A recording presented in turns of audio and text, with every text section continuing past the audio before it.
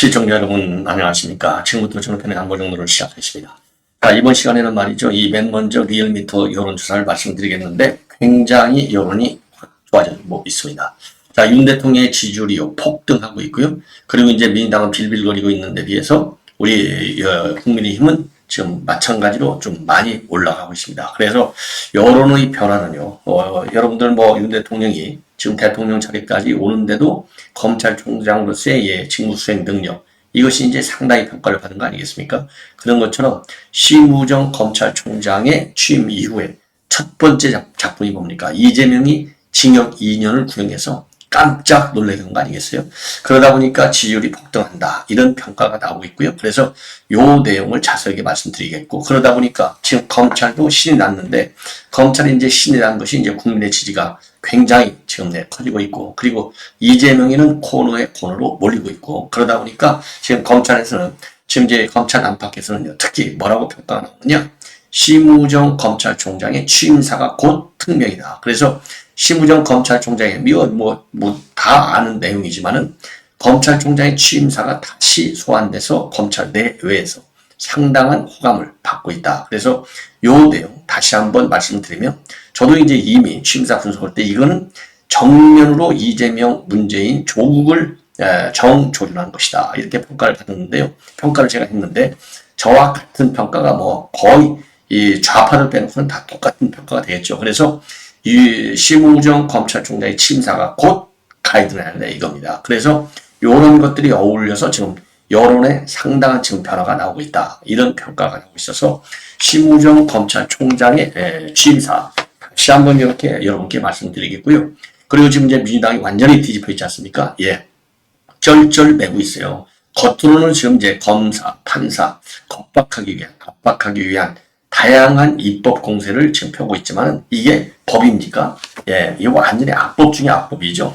대한민국의 헌법 가치를 무너뜨리는 이 악법이거든요. 그러니까 역풍이 불어올 수밖에 없어요. 자, 이러다 보니까 지금 이재명의 운명은 정치 생명은 어떤 식으로 해서 싹 이제 지구상에서 사라지듯이 우리 대한민국의 정치판에서 사라질 것이냐.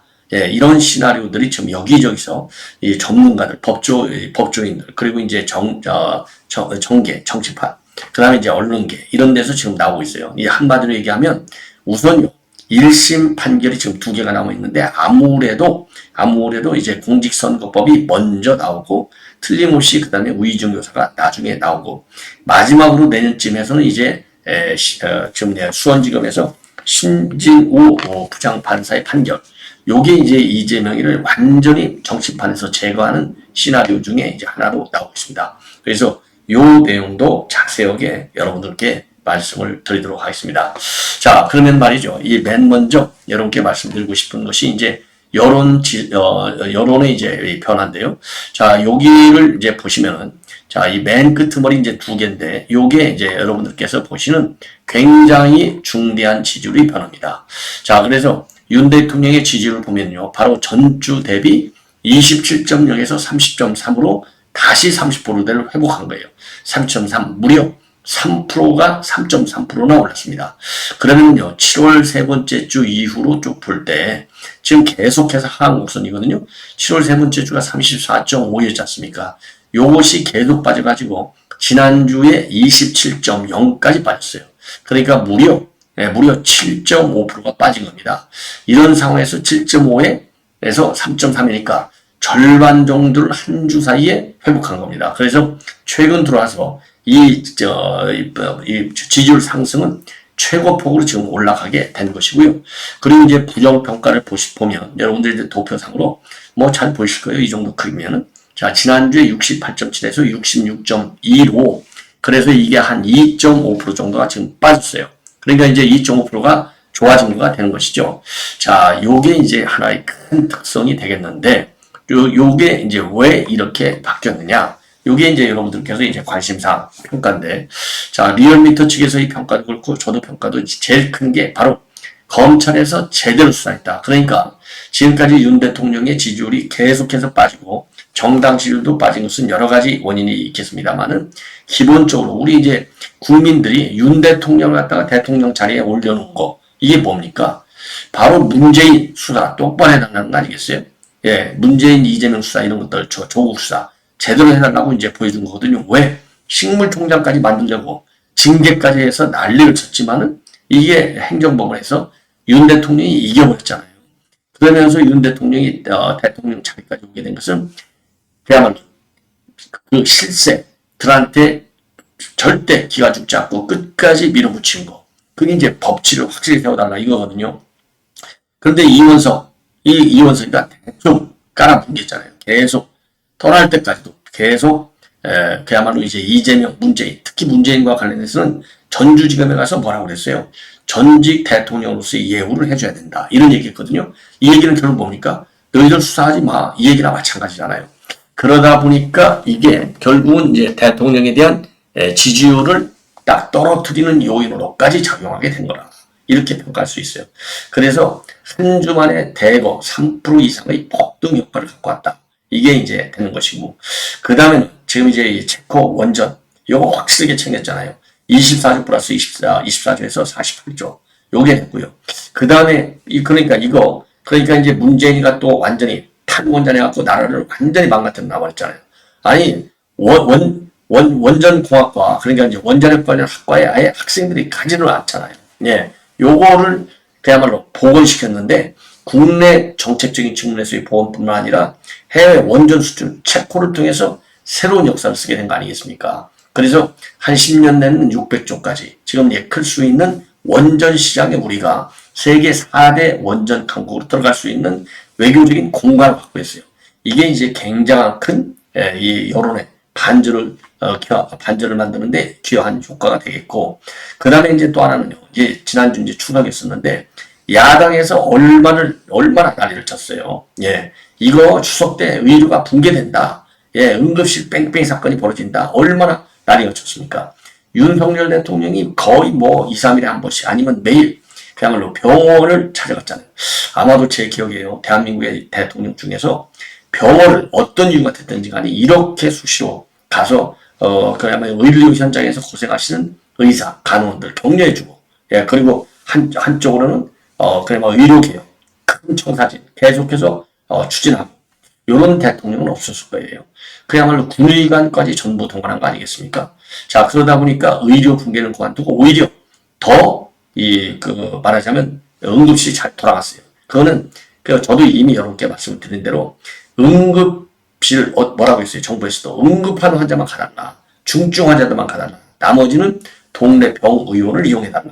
그러니까 국민들 의식 수준이 그만큼 높아진 거예요. 나만 살자가 아니라 다 같이 살자의 개념으로. 그래서 정말 응급실은 중증 환자들만 가고, 그냥 어디 좀 아픈 분들은 그냥 동네 의료원들. 그래서 이번에 추석 때 이번 설날 대비 이 병원 열린 병원이요, 병의원이 2배가 넘잖아요. 그러니까 이게 응급실 뺑뺑이 사고가 전혀 나지 않았어요. 거의 뭐 한두 건 조금 안타까운 사건이 있었지만은 야당에서 프레임 건 만큼의 이 병원 사고가 없었다. 이것이 굉장한 신뢰를 받게 되는 계기가 됐다. 그래서 요 세 가지가 윤 대통령의 지지율을 폭등시킨 요인이 되지 않느냐. 요렇게 이제 판단이 되는 대목이고요. 조금 디테일하게 이제 내용을 본다면은요. 서울 지역에서 어마어마하게 올라갔습니다. 서울에서요. 야, 이게 대단하게 서울에서 무려 몇 프로나 올라간 줄 아십니까? 10.1%나 올라갔어요. 그리고 부울경에서 10.0%나 올라갔습니다. 그리고 충청도 지역에서 3.8%가 올라갔어요. 그런데 이상하게도 TK에서 9.2가 빠지고, 그리고 호남에서 영하 빠지는 건 뭐 어쩔 수 없죠. 1.7. 그리고 연령대 보려면 60대에서 9.9, 20대가 9.0, 40대, 그러니까 이제 이재명의 콘크리트 지지층에서가 2.1, 30대에서 1.3이 올라갔고, 50대에서 2.0이 내려갔습니다. 그래서 여론이 좋아졌는데, 요 여론이 좋아진 그 내용이 굉장히 의미가 있는 것이 아니냐. 상당히 질적으로도 좋아졌다. 이렇게 판단이 되고요. 그 다음에 정당 지지율을 보면은 이제 민주당의 경우에는 빠졌어요. 39.6에서 39.2. 그리고 국민의힘이 오래간만에 2.2%가 올라갔습니다. 그래서 33에서 35.2. 조국당도 빠집니다. 9.1로. 그리고 개혁신당이 살짝 0.3%가 올라가요. 자, 이렇게 해서 정당 지지율이 올라간 거, 요거는 여러분들 잘 아시다시피 우선 그러니까 올라간 폭은 높지 않으면 어쨌든 간에 민주당은 아주 소수지만은 빠졌고 우리 국민은 올라간 겁니다. 오래간만에. 요 얘기는 결국 뭐냐? 예. 결국은 야당의 공세에 대한 국민적 피로감이 굉장히 높아지고 있다. 요거의 반증이 아니냐? 예. 그래서 야당의 이 악법, 악법 특검과 그 탄핵, 요 공세, 이런 것들에 대한 국민의 피로감이 높여지고 있고, 두 번째로는, 아니, 이렇게까지 사법 리스크가 센 인간이 그래? 당 대표를 2번이나 해먹어? 이게 정당이 맞아? 이런 데 대한 국민들의 냉혹한 평가가 뒤따르고 있다. 그래서 야당 지지는 쭉쭉 빠진 것이, 빠지는 추세는 이제 갈 수밖에 없고, 일단 발동이 걸린 것이 아니냐. 그래서 이제 그게 우리 국민임을 밀어 올리는 그러한, 그야말로 이 동력이 되었다. 이렇게 판단이 됩니다. 자, 그래서 드디어 이제 여론의 구조도 지금 바뀌는 상황으로 올라왔다. 이렇게 판단이 됩니다. 그래서 이번 여론의 가장 큰 견인 역할을 한 사람은 이제 심우정 검찰총장.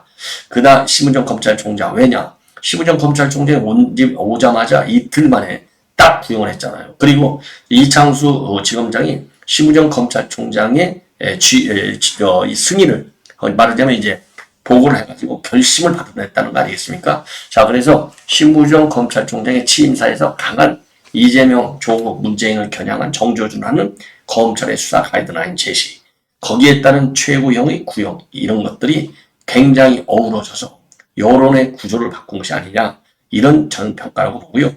그러다 보니까 지금 이제 심우정 검찰총장이 임기 2년인데 임기 2년 내내 수사의 기본 가이드라인으로 평가받는 그 대목, 이제 뭐 이 취임사가 좀 길잖아요. 그래서 그 핵심 내용이 뭐냐? 첫째로는요, 수사를 할 수 있는 곳, 법률적으로요. 수사가 필요한 곳에 수사 역량을 집중한다. 제가 또 말씀드렸잖아요. 선택과 집중 전략입니다. 그 다음에는 검찰 수사, 아니 이원석이가 2년 동안 지금 이재명이, 문재인, 조국 제대로 수사한 게 뭐가 있어요? 없잖아요. 그래서 신속한 수사, 그러니까 선택과 집중, 그 다음에 신속성, 그 다음에 공정, 법리와 증거에 따른. 자, 그 다음에 네 번째는 딱 환부만 도려내는. 지금 제일 시급한 환부가 뭐예요? 이재명, 조국, 문재인 아닙니까? 그러니까 취임사의 어느 부분을 보더라도 확실하게 이재명과 조국과 그 다음에는 문재인에 대해서는 수사는 신속, 환부 도려내는 거. 그리고 공정한 수사. 그러니까 무슨 대표라고 해갖고 봐주고 이런 거 없다 이겁니다. 정치 상황이. 요런 강력한 지시한 거. 이게 일종의 심우정 검찰총장의 수사 가이드라인 특명. 이게 불변의 2년 동안의 특명으로 알고 지금 검찰들이 각 이 의혹에 대해서 딱 역량을 집중하고 있다. 이렇게 평가를 받고 있어요. 자, 그래서 여러분들께 말이죠. 이 심우정 검찰총장의 취임 일성, 그야말로 취임사에서 밝힌 일종의 수사 가이드라인. 그러니까 이제 법대로 하겠다는 거 아니겠습니까? 그동안에는 이제 검수완박 때문에 검찰 수사가 지금 많이 약화되고 영역이 줄어들었는데 6개에서 2개로 줄었는데 그걸 많이 이제 검수원복을 시켰잖아요. 여기는 문제가 있다. 그래서 검수원복과 관계없이 딱 부패범죄하고 경제범죄. 그러니까 본래 6개가 있었는데 6개 중에서 이제 그 2개로 이제 줄어들었지 않습니까? 줄어드는 2개를 똑바로 하겠다. 요 입장을 내는 겁니다. 요게 뭐냐? 부패와 경제범죄. 부패와 경제범죄의 전용이 누군데요? 이재명, 조국, 문재인 아니겠습니까? 그래서 부패와 경제범죄에 집중하는, 그러니까 이제 선택과 집중 수사 전략을 내는 거예요. 요게 이제 가장 중요한 기본 지침 1번이고요. 그 다음에는 이제 뭐냐? 그 다음에는요. 그 다음에 이제 중요한 것은 이제 바로 이겁니다. 이런 직접 수사 부분에 대해서 집중적으로 수사를 한다. 꼭 필요한 곳에 한정된다. 그 다음에는 이 수사의 원칙은 어떻게 수사하느냐? 법과 원칙, 그 다음에 증거와 법리에 따른 공정한 수사, 그리고 신속하고 정밀하게 환부만 드러내는 수사. 요겁니다. 그래서 여기에서도 말이죠. 신속, 정밀, 환부만 드러내는 거. 요게 굉장히 중요한 수사의 이 특명사항으로 볼 수밖에 없는 대목이다. 그래서 이런 것들이요. 그러니까 이제 부패범죄하고 경제문제에 집중시키고, 그 다음에는 환부만 드러내고, 그 다음에는 신속하고 정밀하고. 자, 이래서 지금 이제 검찰의 수사 역량은 헌법과 공동체의 가치를 훼손하는 부패범죄, 시장경제 질서를 무너뜨리는 경제범죄와 같은 중대 범죄에 집중 투입돼야 한다. 요것이 수사의 중요한 가이드라인으로 보고 검찰은 여기에 따라서 철저하게 지금 수사를 한다. 이렇게 지금 되어 있고요. 그 다음에 또 하나 이제 검찰총장의 특명이라고 하는 것은 지금 민주당에서 검찰 해체하겠다는 거 아니겠어요?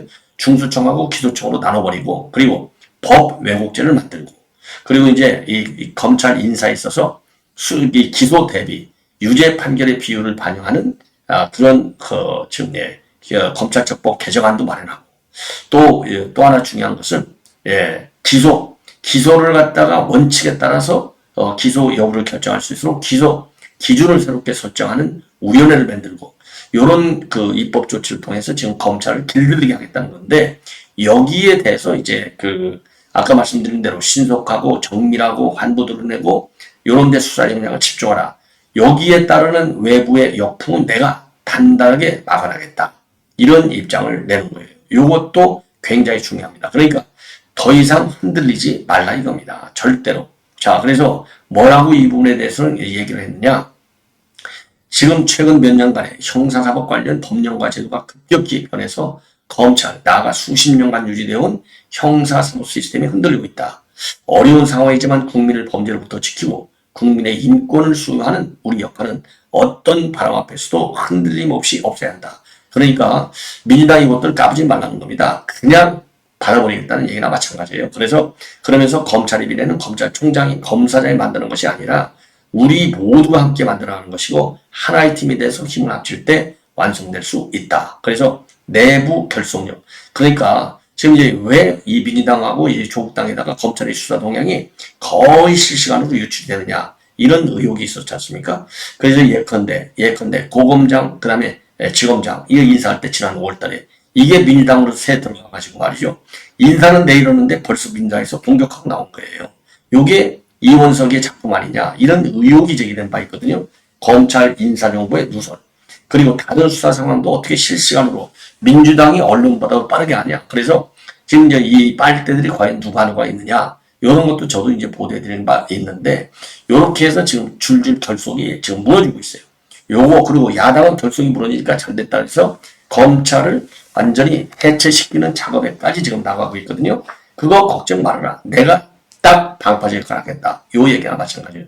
그러니까 창과 방패 내가 해주고 창은 여러분들이 확실하게 신속하게 환부를 도려내라. 요게 지금 이 심우정 검찰총장의 특명이다. 요렇게 검찰 구성원들이 지금 받아들이고 굉장히 열심히 칼을 갈고 있다는 겁니다. 자, 요렇게 해서 이재명만큼은 이제 시작에 불과하다는 거예요. 지금도 뭐 줄줄이 남아 있잖아요. 재판상이 4개, 그죠? 그다음 재판이 4개인데 이 사건이 7개 사건이고요. 범죄 혐의가 11개나 돼 있어요. 요거 전부 강공으로 법과 원칙에 따라서 신속하게 밀고 간다는 겁니다. 그래서 이재명이 이거 제거해버린다는 거예요. 그래서 지금 검찰을 내외의 이런 소식을 갖다가 돌아다니는 뉴스를 갖다가 제가 종합적으로 말씀드리면 자 우선요. 이제 여러분께도 말씀드렸지만은 맨 먼저 공직선거법이 먼저 갈 것이다. 비록 위중교사가 단순해서 빨리 선고할 것이다. 저는요. 그럴 가능성이 있지만 그럴 가능성은 별로 없으리다. 이렇게 봐요. 왜? 지금까지 재판을 운영해온 행태를 보면 김동연이 요구선요. 이 좌파인데다가 완전히 이재명의 눈치를 살살 보면서 얼마나 XX같이 얕게 운영해왔잖아요. 그러니까 쇼까지 했잖아요.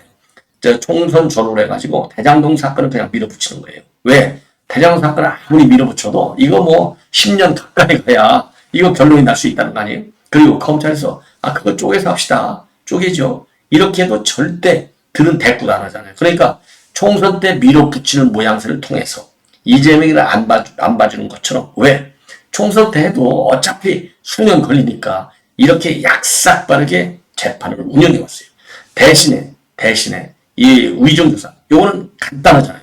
근데 간단하니까 이거 굉장히 빨리 끝나야만 되는 것이고 끝날 수밖에 없는 거. 유창원이 말해도 그건 다툼의 여지가 없다고 딱 그랬잖아요. 소명이 충분히 됐다고. 근데 이게 빨리 끝나면 이재명한테 아주 돌아올 수 없는 쥐약 효과가 나잖아요. 그러니까 그걸 막으려고 총선 전후로 해서 위중조사는 4월 말 요때부터는 다시 재개하는 요런 꼼수를 들어왔어요. 이 정도로 이재명을 봐준 겁니다. 그러니까 재판 지연에 동참하고 있는 거. 오히려 재판 지연에 앞장서고 있는 인간이 바로 김동연이에요. 요런 걸 보면은 위증 사건이라가 간단하다고 해서 한성진 판사보다도 먼저 공직을 하겠느냐? 천만에 왔어. 이미 이 김동연의 경우는요, 본인이 최종 결심이 열흘이 늦게 9월 30일 날 했잖아요.